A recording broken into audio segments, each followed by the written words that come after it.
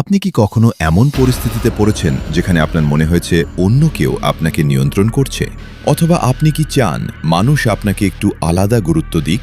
Dark সাইকোলজিতে এমন কিছু শক্তিশালী টেকনিক আছে যা ব্যবহার করলে আপনি শব্দ ছাড়াই যে কাউকে প্রভাবিত করতে পারবেন। আজ আমরা আলোচনা করব 5টি শক্তিশালী সাইলেন্ট টেকনিক নিয়ে, যা আপনাকে একজন সাধারণ মানুষ থেকে একজন মাস্টার ম্যানিপুলেটরে পরিণত করতে পারে। পার্ট 1, অস্বস্তিকর নীরবতা, দি অকওয়ার্ড সাইলেন্স। ধরুন কেউ আপনাকে অপমান করার চেষ্টা করছে বা কোনো প্রশ্নের অস্পষ্ট উত্তর দিচ্ছে।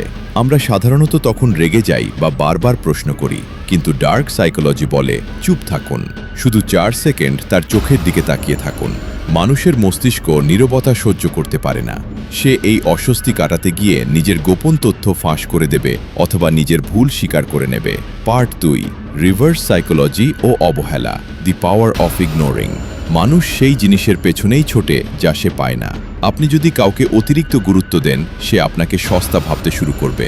মাঝে মাঝে উত্তর দিতে দেরি করুন বা খুব গুরুত্বপূর্ণ কোনো কথা বলার মাঝখানে থেমে গিয়ে বলুন, থাক, এটা পরে বলবো।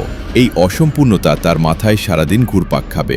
একে বলা হয় Zeigarnik effect. Part 3, body language defence, the stare. যখন কেউ আপনার সাথে খুব আত্মবিশ্বাসের সাথে কথা বলছে, তখন তার কপালে বা চুলের দিকে তাকিয়ে থাকুন।